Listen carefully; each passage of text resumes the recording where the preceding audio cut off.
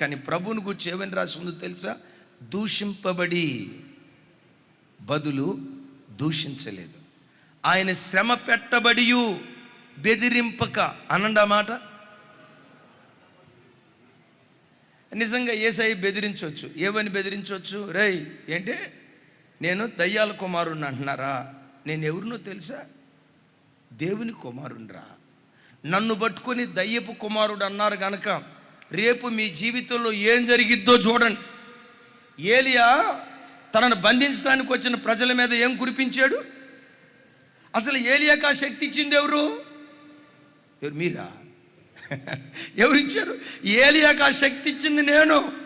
నా శక్తి పొందుకున్న ఏలియానే అంత శక్తివంతుడైతే నేను ఇంకెంత శక్తివంతుడు అవుతా కదా? ఉన్నపాటున బూడిదైపోతారు. ఎవరు అనుకున్నారు నేను దేవుని కుమారుండ్రా అని బెదిరించాను. కానీ ప్రభు ఎవరిని బెదిరించలేదట. బెదిరించకుండా ఒక అద్భుతమైన మాట, న్యాయముగా తీర్పు తీర్చు దేవునికి తన్ను తాను అప్పగించుకునేను. చప్పలు కొడదాం. ఏమని రాస్తుంది? ఆయన ఎట్లా తీర్పు తీరుస్తాడు? ఆయన త్రాసు న్యాయమైన త్రాసు. మనుషుల కోర్టులో నీకు అన్యాయం జరిగిందేమో, దేవుని కోర్టులో ఎప్పుడు నీకు న్యాయమే జరుగుతుంది. ఎందుకో తెలుసా? ఈ దేవునికి పెట్టబడిన పేరు నీతి కలిగిన న్యాయాధిపతి. తప్పుడు త్రాసు, వేరు వేరు తూనిక రాళ్ళు నీ దేవునికి హేయం. నీ దేవుడు అసహించుకుంటాడు. అందుకనే వాక్యం అంటుంది, న్యాయముగా తీర్పు తీర్చు దేవునికి తన్ను తాను అప్పగించుకునేను. సిలువేశారు. ఈయన దేవుని కుమారుడైతే తన్ను తాను రక్షించుకోలేకపోయాడే. సమాధి చేశారు. నోటుకొచ్చినట్టు మాట్లాడారు. 3 రోజులు మౌనంగా ఉన్నాడు. యేసయ్య మౌనంగా ఉన్నాడుగా, యేసయ్య నిశ్శబ్దంగా ఉన్నాడు కదా. ఇప్పుడు పరలోకపు తండ్రి శబ్దం చేయటం ప్రారంభించాడు.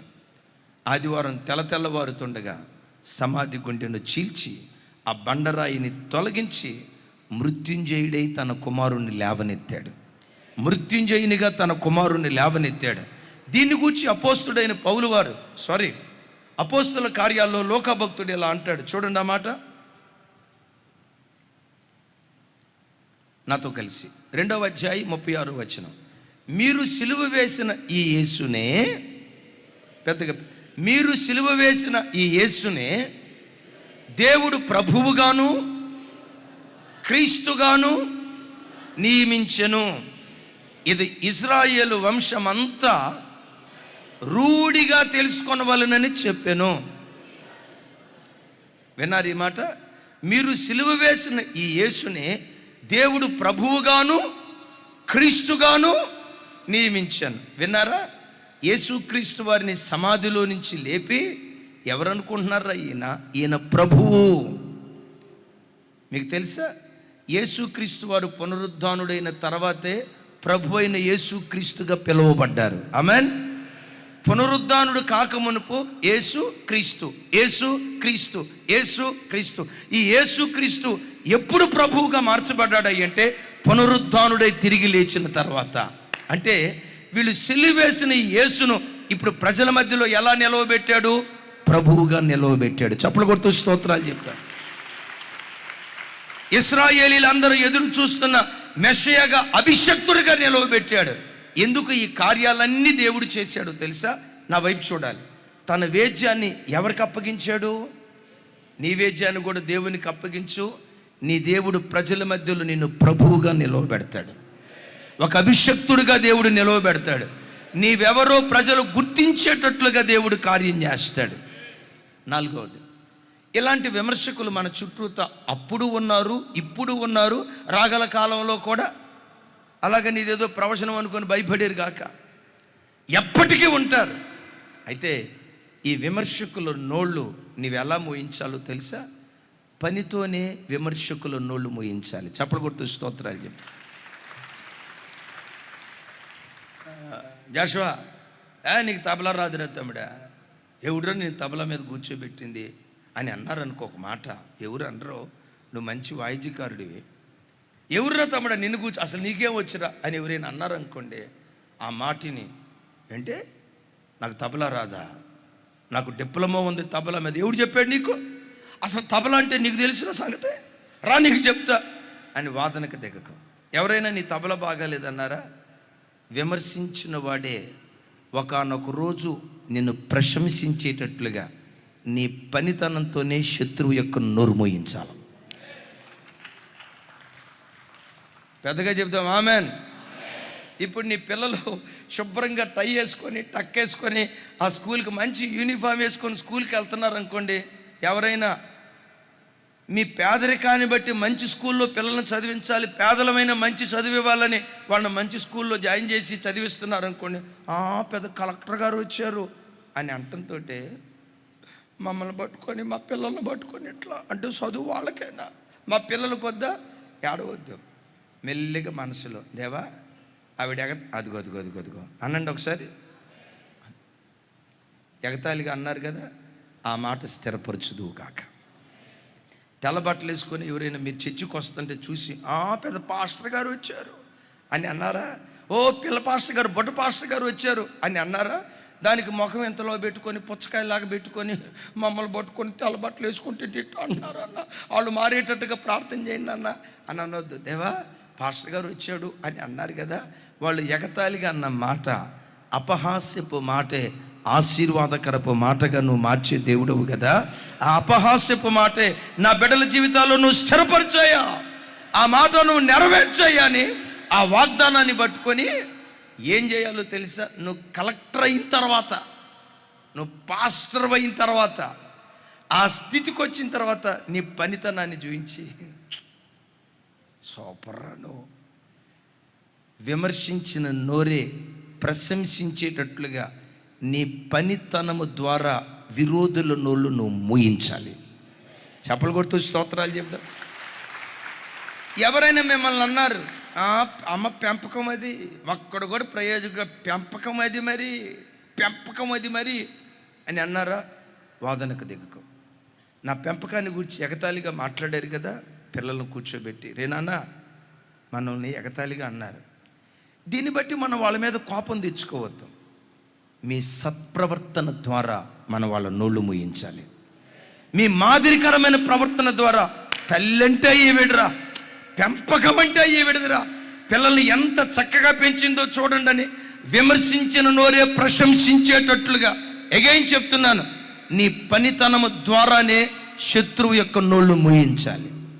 నా వైపు చూడండి, నేను మీ అన్ననే, ఇంకా చెప్పాలంటే మీ ఆత్మీయ తండ్రిని. నన్ను ఎవరైనా విమర్శిస్తే దేవుని కృప, విమర్శించేవాళ్ళు దేవుని కృప తక్కువ, కానీ లేరు అన్నానా వాక్యం నిరర్థకం అయిపోద్ది, ఉంటారు.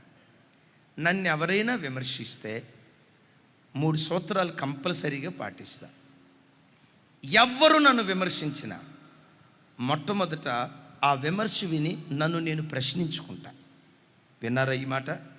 నన్ను ఎవరైనా విమర్శిస్తే, మీరు కావాలంటే మీరు కూడా విమర్శించవచ్చు. తమ్ముడా విమర్శిస్తావా? ఎందుకురా తమ్ముడా, హాయిగా సేవ చేసుకొని తమ్ముడా. సరే విమర్శించారే అనుకోండి, మొట్టమొదట నేను చేసే పని, మొట్టమొదట ఎవరైనా విమర్శిస్తే నన్ను నేను చెక్ చేసుకుంటా. ఆ బలహీనత నాలో ఉందా, దిద్దుబాటు చేసుకుంటా. ఒకవేళ ఆ బలహీనత లేకపోయినా పని కట్టుకొని విమర్శిస్తున్నారా, వెరీ నెక్స్ట్ నేను చేసే పని ఏంటో తెలుసా? దేవా నేను ఎవరినో, సేవ పట్ల నాకున్న అంకిత భావం ఏంటో, నేను ఎంత ప్రేమిస్తున్నానో, సంఘం పట్ల మా హృదయంలో మీరుంచిన భారం ఏంటో, మేమేమై ఉన్నామో మమ్మల్ని గూర్చిన ప్రత్యక్షత వాళ్లకు దయచేయి. విన్నారు ఈ మాట? నన్ను గూర్చిన ప్రత్యక్షత వాళ్ళకు దయచేయి. ప్రార్థన చేశాను. అయినా విమర్శించారనుకో, అప్పుడు నాకు ఒక సామెత గుర్తొస్తుంది. గజరాజంబు రాజవీధిన నడుచుచుండ మురుగుచుండు సునక మహారాజులు ఎన్నో, కుక్కలెన్నో అనలేక. గజరాజంబు రాజవీధిన నడుచుచుండ, కొన్ని కుక్కలు మురుగుతాయి, మురిగే పనే కుక్కదే, అస్సలు పట్టించుకోకు అని అంతటితో ఆపను. గుండెల్లో ఉండే ఆలోచన ఏంటో తెలుసా? దేవా ఒక నిస్వార్థమైన సేవ చేసి మీ కృపను బట్టి మీరు మమ్మల్ని బలపరచడం ద్వారా వాక్యానుసారంగా రాబోవు తరాలకు ఒక మాదిరికరమైన సేవ చేసి విమర్శించిన నోరే ప్రశంసించేటట్లుగా పనితనంతో విరోధి యొక్క నోరు మనం మోయించాలి. ఎప్పటి కొడుతూ దేవునికి స్తోత్రాలు చెప్దాం. ఇవి నా 3 సూత్రాలు. బాగుందా? బాగాలేదా? అది మీరు కూడా పాటిస్తే బాగుంటుందేమో. మంచిది. దేవుడు మీ అందరినీ దీవించునుగాక. ఆఖరి మాట చెప్తాను. కట్టువారితో ఎప్పుడు జత కట్టాలి. భలే ఫోటో పెట్టారు తమ్ముడా, చూడండి ఒకసారి ఆ ఫోటో చూడండి రా తల్లి, ఒకసారి చూడండి. సేవలో ఏమి లేపినాయి? నాపరాయ, ఏ రాయి? గుండ్రాయి లాగా ఉంది అది. సేవలు అవన్నీ కలిసి ఇక్కడ నెహెమ్యా ఒక ప్రార్థన చేస్తాడు. చూడండి ఆ మాట, 4వ అధ్యాయం 5వ వచనం. నాతో కలిసి, వారు కట్టువారిని బట్టి నీకు కోపము పుట్టించి ఉండిరి గనుక వారి దోషమును పరిహరింపకము, నీ ఎదుట వారి పాపమును తుడిచివేయకము. ఒకసారి నా వైపు చూస్తారా? కట్టువారికి మనం జత కట్టాలి, కానీ కట్టువారికి మనం అడ్డుకట్టగా ఉండకూడదు. కట్టేవారికి ఎవరైనా అడ్డుకట్టగా ఉంటే నెహెమ్యా భక్తుడు ఏమంటాడో తెలుసా? ఆ దోషము పరిహరింపబడని దోషంగా మిగిలిపోద్దట. యేసుక్రీస్తు వారు అంటారు, పరిశుద్ధాత్మకు వ్యతిరేకంగా ఎవరైనా దూషిస్తే ఆ పాపం ఎన్నటికీ క్షమించబడదు అని అన్నాడే. యేసు ప్రభు ఈ మాట మాట్లాడితే నెహెమ్యా అంటాడు, కట్టువారిని బట్టి వాళ్ళు విరోధంగా నీకు కోపాన్ని పుట్టించారయ్యా, వాళ్ళ దోషాన్ని పరిహరించొద్దయ్యా అని మాట్లాడతాడు. దైవజనమా, ఈ ప్రపంచంలో పడిపోయిన మానవాళిని బ్రతుకును కట్టే ఏకైక, నా వైపు చూడాలి, పడిపోయిన మానవాళి బ్రతుకులను కట్టే ఏకైక వ్యక్తి దైవజనుడు, దేవుని ప్రతినిధి. పడిపోయిన వ్యక్తుల కుటుంబాలను నిలవబెట్టే ఏకైక సంస్థ జీవము కలిగిన దేవుడు, జీవము కలిగిన దేవుని సంఘం. పడిపోయిన బ్రతుకులు త్రాగుడులో, వ్యభిచారంలో, అక్రమంలో, రకరకాలైన అపవిత్రపు కార్యక్రమాల్లో మనిషి పడి చెడి జీవితాన్ని పాడు చేసుకుంటా ఉంటే, మీ ఎదుట నిలవబడిన నేను, ఈడ కూర్చున్న దైవ సేవకురాళ్ళు వాళ్ళ జీవితాలు అంకితం చేసుకొని సేవకు వచ్చింది ఎందుకో తెలుసా? పడిపోయిన బ్రతుకులను నిలవబెట్టాలని, కూలిపోయిన కుటుంబాలను కట్టాలని. దేవుడు మనకిచ్చిన పరిచర్య, నా వైపు చూడాలి, దేవుడు మనకిచ్చిన పరిచర్య పడిపోయిన వాటిని కట్టే పరిచర్య. కట్టబడిన వాటిని పడగొట్టే పరిచర్య లోకంలో ఉంది. లోకంలో కొంతమంది రాజకీయ వ్యక్తులు ఈ కట్టబడిన కుటుంబాలను పడగొడతారు. ఈ ప్రపంచంలో పడిపోయిన బ్రతుకులను కట్టే ఏకైక పరిచర్య దేవుడు మనకు అప్పగించిన దివ్యమైనటువంటి పరిచర్య. అయితే మీరు అందరూ ఏం చేయాలో తెలుసా? కట్టే ఈ పరిచర్యలో జత కట్టాలి. ఆమెన్ అనండి ఒకసారి. ఏం చెప్పాను? కట్టే ఈ పరిచర్యలో జత కట్టాలి. ఇంకోసారి చెప్పండి. కట్టే ఈ పరిచర్యలో జత కట్టాలి. ఇప్పుడు మనం ఏం చేస్తున్నాం? పడిపోయిన బ్రతుకులను కడుతున్నాం. ఇక్కడ కొంతమంది ఉన్నారు, గతంలో ఈ బ్యాచ్ ఉన్నారు. ఈ బ్యాచ్ సాయంత్రం ఇంటికి వచ్చి ఎవడే ఈ బ్యాచ్ ఉంది. ఆ బ్యాచ్ అంతటిని మార్చింది. వారి బ్రతుకుల్లో వెలుగును నింపింది జీవము కలిగిన దేవుని వాక్యం. మీరు అందరు కళ్ళు మూసుకోండి ఒకసారి. గతంలో తాగుబోతు అలవాటు ఎవరికి ఉందో ఒకసారి చేతులు ఎత్తండి. కళ్ళు తెరవకండి అమ్మా. ఒకసారి చేతులు పైకి ఎత్తండి, సిగ్గుపడద్దు. ఒరే తమ్ముడా, నువ్వు నిలబడి ఒకసారి. ఏం పర్లేదు, నిలబడి. ఈ బ్యాచ్ అని ఒకప్పుడు. ఒకసారి ఆ బ్యాచ్ అంతా చేతులు ఎత్తండి. మీ సంఘం అంతటికి ఓట్లు వేయాలనుకుంటున్నాం, నిలవబడండి. మీ సంఘం అంతటికి జీవన్, నీది కూడా అదే స్కూలా? నిలవబడు. అమ్మాడు చూడరా తల్లే. తమ్ముడు అమెరికాలో ఉంటాడు. రెగ్యులర్గా ప్రతి నెల మన పరిచర్యకు బహుగా సహకరిస్తాడు. వాళ్ళ కుటుంబం అమెరికాలో ఉండి ప్రతిరోజు, మీరు ఫస్ట్ సర్వీస్ చూస్తారా సెకండ్ సర్వీసా? ఫస్ట్ సర్వీస్ కంపల్సరీగా చూస్తారు. అట్లాగని మరి ఈయన అమెరికా ఆయన అయితే నల్లగెందుకున్నాడు అంటారా? మనోడే. ఒకప్పుడు మన సూరారు చింతలు చర్చికొచ్చాడు. చాలా మంచి బిడ్డ. ఆ బిడ్డ గతంలో కట్టే ఈ పనిలో జత కట్టాడు. ఇప్పుడు డాక్టర్ వసంత్ గారు చేస్తున్నారు కదా, ఇప్పుడు వాళ్ళు చేస్తున్న పరిచర్య ఒకప్పుడు వాళ్ళదే. ఎక్కడ మీటింగ్ జరిగినా ప్రతి మీటింగ్లో ఆ స్టేజీ డెకరేషన్ అంతా ఈయన, వీళ్ళ స్నేహితుడు ఒక ఆయన ఉన్నాడు సుధీర్ అని. సుధీర్ ఏమో పాస్టర్ గారు అయ్యాడు, ఈయనేమో డాక్టర్ గారు అయ్యాడు. డాక్టర్ గారు కాదు కానీ ఇంజనీర్ అయ్యాడు. లక్షలు సంపాదించే స్థితిమంతుడిగా దేవుడు ఆ బిడ్డ నిలవబెట్టాడు. ఎందుకో తెలుసా? కట్టే పనిలో ఎవరు జత కట్టినా వాళ్లకు దేవుడు జతగాడిగా ఉండి వింతగా వాళ్ళ బ్రతుకును నిలవబెట్టడం ప్రారంభిస్తాడు. తమ్ముడా కూర్చోండి. పుణ్యాత్ములారా, ఇలా బ్రతుకులు కట్టింది ఎవరు? కట్టే ఈ పనిలో మనం జత కట్టాలి. సంఘానికి వచ్చినప్పుడు అన్నయ్య నేను సంఘానికి ఎట్లా ఉపయోగపడగలను? మా బలం, మా సమయం, మా ధనం, మా తలాంతులు, మాకున్న విలువైన ప్రతిదీ దేవుని సేవలో పెట్టుబడిగా పెడతాం అని చేయి కలిపి కట్టేవారిగా మనముంటే, ప్రజల జీవితాలను మనం కడతా ఉంటే మన కుటుంబాలను దేవుడు కట్టడం ప్రారంభిస్తాడు. కొంతమంది పిచ్చి మహారాజులకి సంగతి తెలియక మా గ్రామంలోకి క్రైస్తవులు రాకూడదు అనండి ఒకసారి. మరి ఎవరు రావచ్చు? తాగుబోతోడు రావచ్చు, తిరుగుబోతోడు రావచ్చు, బ్రాందీ షాప్ ఓపెన్ చేస్తానన్నవాడు రావచ్చు, గుట్కా ప్యాకెట్లు అమ్మేవాడు రావచ్చు, గంజాయి ప్యాకెట్లు అమ్మేవాడు రావచ్చు, వ్యభిచారపు కొంపలు నడిపేవాడు రావచ్చు, బెట్టింగ్లు నడిపేవాడు రావచ్చు, అద్భుతం కోడి పందాలు ఆడేవాడు కూడా రావచ్చు. ఆ మధ్య ఒక ఆయన అన్నాడు, అన్నయ్య కోడి పందెంలో కోట్ల రూపాయలు పోయినాయి అన్నయ్య, మరి ఏం చేయమంటావు? ఈసారి కోడి పందెంలో గొప్ప విజయం దేవుడు ఇచ్చేటట్టుగా మీరు గట్టిగా ప్రార్థన చేయండి అన్నయ్య. ఎందుకయ్యా? ఈసారి కానీ గెలిస్తే వచ్చిన దాంట్లో దశంభాగం ఇస్తానన్నా మీకు. ఈ పొడుపు సొమ్ము దేవునికి అవసరంలా. సరే, కోడి పందాలు ఆడేవాడు ఊరు రావచ్చు, చివరికి దొంగోడు కూడా ఊరు రావచ్చు. ఏ ఊరి దగ్గర అయినా దొంగలకు మా గ్రామంలో ప్రవేశం లేదు బోర్డు చూసారా? అంటే ఆ దొంగోడుకు కూడా స్వాగతం సుస్వాగతం అనండి. దొంగోడు కూడా స్వాగతం ఉంది, కానీ దొంగలను దొరలుగా మార్చే క్రైస్తవుడికి ప్రవేశం లేదు.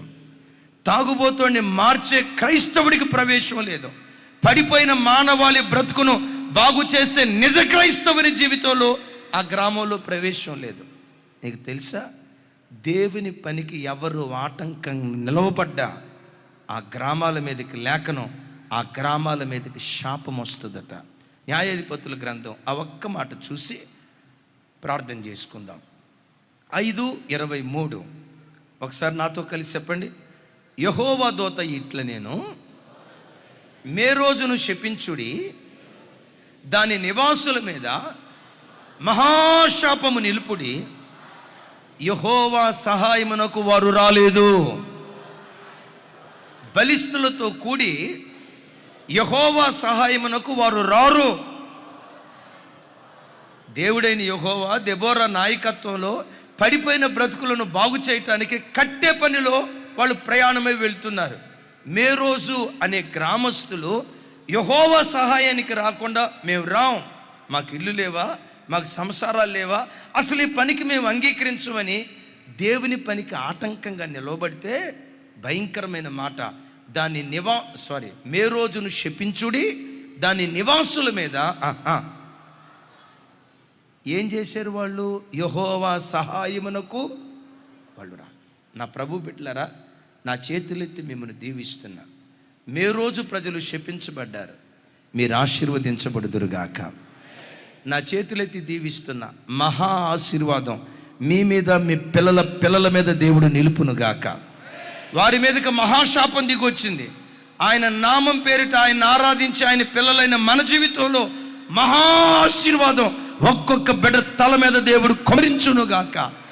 అలా కుమ్మరించాలంటే కట్టువారితో మనం జత కట్టే భాగ్యం దేవుడు మనందరికీ దయచేయునుగాక. విన్నారు కదా? ఆ విరోధులు ఆ రోజు ఉన్నారు, ఈ రోజు ఉన్నారు. మనం చేయాల్సిన పని విరోధులు ఎదుట నిశ్శబ్దంగా ఉండు. రెండవది, దేవుని ఎదుట శబ్దం చేయి. మూడవది, నీ వేద్యం దేవునికే అప్పగించు. నాలుగవది, అసలు ఈ మాట భలే బ్రహ్మాండంగా ఉంది, ఇంకోసారి అనండి. సరిపోలేదు సార్. విరోధుల నోరు ఎట్లా మోయించాలి తమ్ముడు? విరోధుల నోరు ఎట్లా మోయించాలా? నీ పనితనంతోనే విరోధుల నోరు మోయించాలి. ఆఖరి మాట, కట్టువారితో. మీరు ఎవరి జాత? సైతాన్ గారి జాత, మా జాత? మీరు ఎట్ట చూస్తున్నారంటే మా చుట్టూ ఎట్ట వదిలిపెడతామండి. మనం సైతాన్ గారి జతగా ఉందామా, దేవుని జతగా ఉందామా? లోకస్తుల జతగా ఉందామా, దైవ సేవకుల జతగా ఉందామా? అయ్యా, దేవుని రాజ్య వ్యాప్తిలో మీ జతగా మేము ఉంటామన్న వాళ్ళు షేక్ హ్యాండ్ అక్కడ కూర్చొని అయ్యింది. లైవ్ చూస్తున్న బిడ్డలో కట్టేవారిగా ఈరోజు క్రైస్తవ్యాన్ని దేవుడు నిలవబెట్టాడు. ప్రపంచం మన ద్వారా కృపగల దేవుడు కట్టునుగాక.